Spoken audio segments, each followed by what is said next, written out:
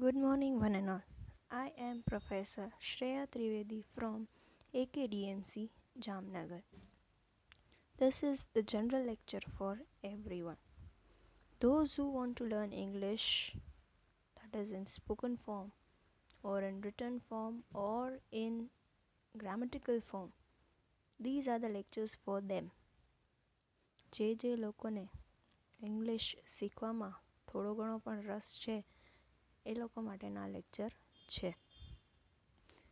ઘણા general lectures આની પહેલાં આપણે કરેલા, જેમાં effective techniques of learning English language ત્યાંથી ચાલુ કર્યું, mute letters, genitives, types of sentences, parts of speech, importance of verbs,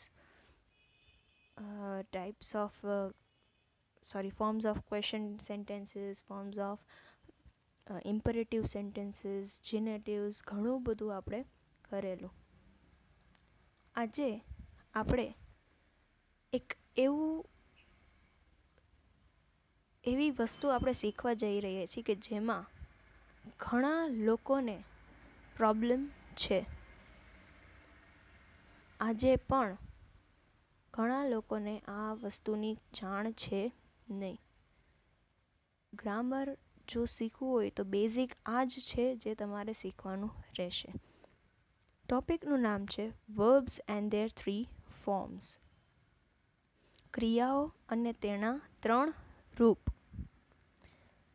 ઇંગ્લિશમાં એટલે કે અંગ્રેજીમાં ત્રણેય ક્રિયા રૂપનો પ્રયોગ થાય છે. અલગ અલગ ટેન્સમાં અલગ અલગ ક્રિયા રૂપ પ્રયુક્ત થાય છે. આ ક્રિયા રૂપોને 2 વર્ગોમાં રાખી શકાય છે, દેટ ઇઝ સ્ટ્રોંગ વર્બ્સ અને વીક વર્બ્સ. ક્રિયા પ્રમાણે જો આપણે વર્બ્સને ડિવાઈડ કરીએ according to their work, the verbs are being classified into 2 categories, that is strong verbs and weak verbs.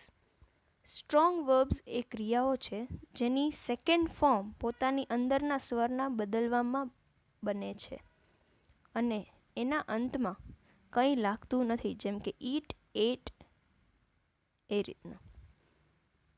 Basic જે ક્રિયાઓ આપણે કહીએ છીએ ને દેટ ઇઝ સ્ટ્રોંગ વર્બ્સ, કે જેમાં કોઈ પણ સ્વર કે કોઈ પણ જાતનો ફેરફાર આવતો છે નહીં.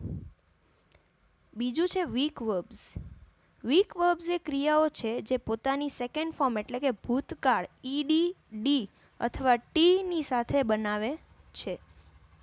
એમાં આંતરિક સ્વર પરિવર્તન પણ થઈ શકે છે અને નથી પણ થઈ શકતો. ઉદાહરણ માટે આપણે લઈ સેલનું સોલ્ડ થાય, બ્રિંગનું બ્રોટ થાય, કેચનું કોટ થાય, ટીચનું ટોટ થાય. એમાં આંતરિક સ્વર પરિવર્તન પણ થયો છે, પરંતુ એમાં અંતમાં ડી અને ટી લગાડવામાં આવ્યા છે, એટલે એ વીક વર્બ્સ છે. તમે જોયું સેલનું સોલ્ડ થયું, બ્રિંગનું બ્રોટ થયું, કેચનું કોટ થયું. આ બધા જે છે એ પાછળ ડી અથવા ઈડી ઓર ટી લાગ્યો છે, એટલે આ વીક વર્બ્સ કહેવામાં આવે છે. કોઈ પણ ક્રિયાના સ્ટ્રોંગ અથવા વીક હોવાનું નિર્ધારણ એના બીજા રૂપનો આધાર પર જ કરવામાં આવે છે. બીજો રૂપ આપણે ઇંગ્લિશમાં કહીએ તો મેઇન ફોર્મ, પાસ્ટ ફોર્મ અને પાસ્ટ પાર્ટિસિપલ ફોર્મ. બરાબર. જ્યારે ગુજરાતીમાં આપણે કહીએ પહેલું રૂપ, દ્વિતીય રૂપ ને તૃતીય રૂપ. તો એ જે બીજું રૂપ છે એની ઉપર જ આખું સ્ટ્રોંગ છે કે વીક છે એ ડિસાઇડ કરવામાં આવે છે. સ્ટ્રોંગ વર્બનું સેકન્ડ ફોર્મ બનાવતી વખતે એમાં આંતરિક સ્વર પરિવર્તન તો થાય જ છે, પરંતુ અંતમાં કંઈ લગાડતું નથી. જો અંતમાં ટી, ડી અથવા ઈડી લાગી ગયું હોય તો સ્વર પરિવર્તનના ઉપરાંત પણ એ એક વીક વર્બ છે. થોડા ઘણા એક્ઝામ્પલ્સ આપણે લઈએ જેથી કરીને આપણને ખબર પડે. એકચ્યુઅલી આ ટેન્સ જાણવામાં પણ બહુ હેલ્પફુલ થાય છે, ટેન્સ ચેન્જ કરવામાં પણ એટલું જ યુઝફુલ થાય છે, વોઇસ ચેન્જ કરવામાં એટલું યુઝફુલ થાય છે. બધી રીતે આ ફોર્મ્સ ઓફ વર્બ્સ જે છે એ બહુ જ ઇમ્પોર્ટન્ટ છે. સપોઝ આપણે એક્ઝામ્પલ લઈ અબાઇડ, ABIDE એટલે માની લેવું. તો એનું સેકન્ડ ફોર્મ, હવે હું જ્યારે બોલીશ ત્યારે પહેલું રૂપ પહેલાં બોલીશ, દ્વિતીય રૂપ પછી બોલીશ અને છેલ્લે તૃતીય રૂપ. abide, abode, abode. arise, ARISE એટલે ઉઠવું, arose અને arisen. bear, BEAR એટલે જન્મ આપવો, બોર, born. જનરલી આપણે બોર્ન વર્ડ વધારે યુઝ કરીએ છીએ. બીટ, મારવું, પીટવું, એનું બીટ અને બીટન. બી એટલે થવું, was or wear or bin. Become થઈ જવું, બીકેમ ઓર બીકમ. બિગેટ એટલે કે પેદા કરવું, બિગોટ અને બિગોટન. બિગિન શરૂઆત કરવી, બિગેન, બિગન. behold જોવું, beheld, beheld. bid, BID bid એટલે હુકમ કરવો, bid અને bidden. bid એટલે અગેઇન બોલી લગાવી, bid or bid. bind, BIND બાંધવું, bound, bound. bite, BITE કરડવું, BIT bit or BITTEN bitten. blow વહેવું, blew, blown. break, broke, broken. chide, CHIDE ઠપકો આપવો, વઢવું, chid, chidden. choose, chose, chosen. cleave એટલે કે ચીરવું, claw, cleft. cling ચોટવું, clung, clung. come આવવું, came, come. dig ખોદવું, dug, dug. do કરવું, did, done. draw ખેંચવું, drew, drawn. drink પીવું, drank, drunk. drive ચલાવવું, drove, driven. eat એટલે ખાવું, ate, eaten. fall પડવું, fell, fallen. fight લડવું, fought, fought. fling એટલે ફેંકવું, flung, flung. find મેળવવું, શોધવું, found, found. fly એટલે ઉડવું, flew, flown. forget forgot, forgotten. freeze એટલે જામવું, froze, frozen. get મેળવવું, got, got.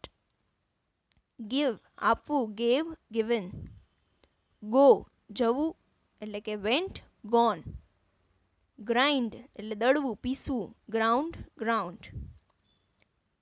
grow ઉગવું, grew, grown. hide સંતાડવું, hid, hidden. hold પકડવું, held, held. know, KNOW know એટલે જાણવું ઓર જ્ઞાન થવું. new, known. lie, LIE સૂવું, lay, laid. ride સવારી કરવી, rode, ridden. ring વગાડવું, rang, rung. run દોડવું, ran, run. see જોવું એટલે saw, seen. shake હલાવવું, shook, shaken. shine ચમકવું, shone, shone. shoot ગોળી મારવી, shot, shot. shrink સંકોચવું, shrank, shrank. sing ગાવું, sang, sung. smite એટલે મારવું, smote, smitten. spring ઉછળવું, sprang, sprung. swear એટલે સોગંદ ખાવી, swore, sworn. throw એટલે ફેંકવું, threw, thrown. wear WEAR એટલે પહેરવું, wore, worn. wind વાળવું, લપેટવું, wound, wound. write WRITE write લખવું, wrote, written. આ હતા અમુક એક્ઝામ્પલ્સ. આપણે આવતા લેક્ચરમાં હજી થોડા ઘણા વધારે એક્ઝામ્પલ્સ ભણીશું, જેથી કરીને તમારું જે કન્સેપ્ટ છે એ ક્લિયર થાય. આઈ હોપ તમને થોડું ઘણું સમજાણું અને તમને ક્યાંક ને ક્યાંક આ વસ્તુ કામ જ લાગશે. We will meet in the next lecture. Till then, have a good day and see you soon. Thank you and have a nice day.